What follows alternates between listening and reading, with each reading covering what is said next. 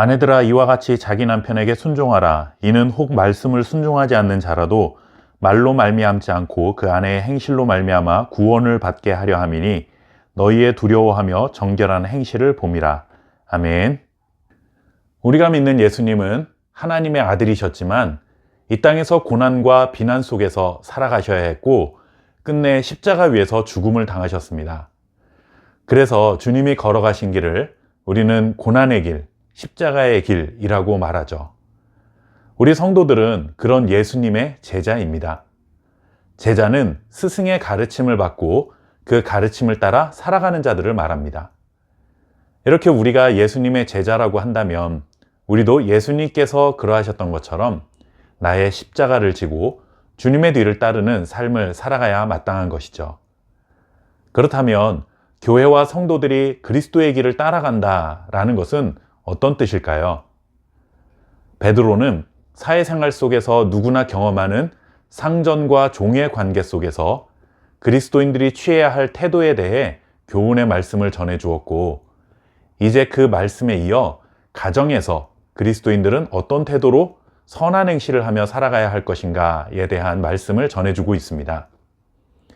교회와 성도들이 걸어야 할 십자가의 길, 고난의 길은 거창한 무엇이 아니어도 누구나 소소하게 살아가는 일상의 삶을 잘 살아내는 것이라 할 수 있는 것입니다. 그 중에서도 가장 중요한 현장은 바로 가정이라고 할 수 있습니다. 그리고 가정은 남편과 아내, 바로 부부관계를 기반으로 세워지게 됩니다. 가정이라는 가장 가까운 선교의 현장에서 남편은 남편대로, 아내는 아내대로 주님의 뒤를 따르는 십자가의 길을 간다는 것은 과연 어떤 삶의 모습을 말하는 것일까요?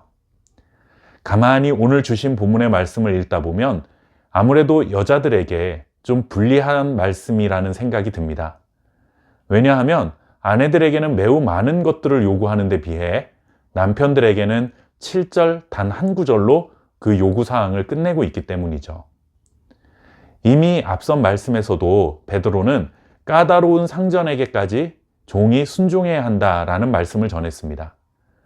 그러면 억울하고 애매한 고난을 당할 수 있지만 그것이 하나님이 보시기에 아름다운 일이라 말했습니다. 같은 맥락이라고 할 수 있습니다.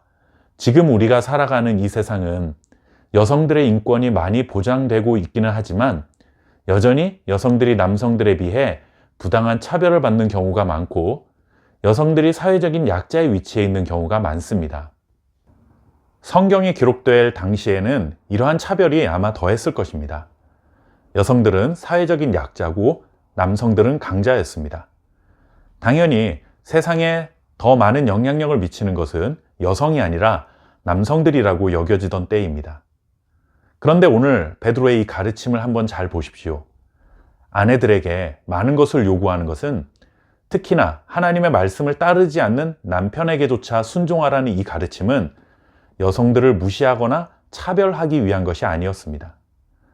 오히려 사회적인 약자라 할 수 있는 여성들이 그렇게 남편들에게 순종하는 모습을 통해 하나님을 알지 못했던 남편들이 구원을 받을 수 있기 때문이라고 전합니다. 즉, 남성들보다 여성들이 오히려 더 큰 영적인 영향력을 가정에서 끼칠 수 있다라고 말하고 있는 것입니다. 그래서 까다로운 상전에게 순종하는 종들이 부당한 고난을 당하지만 그것이 하나님이 보시기에 아름다운 일이었던 것처럼 아내들도 부당한 고난이지만 그 일을 통해 남편에게 구원의 기회를 제공하는 하나님 앞에서 값진 일을 하는 것이라 인정받게 된다는 말씀입니다. 이 말씀도 약한 자를 통해 강한 자를 부끄럽게 하시는 하나님 나라의 역설적인 질서가 반영되고 있는 가르침이라 할 수 있습니다. 하나님의 말씀을 듣지 않는 세상 안에서 우리 그리스도인들은 이렇게 부당한 고난을 당한다 하더라도 순종하는 선한 행실을 통해 복음을 전해야 할 선교적인 사명을 가지고 있다는 사실입니다.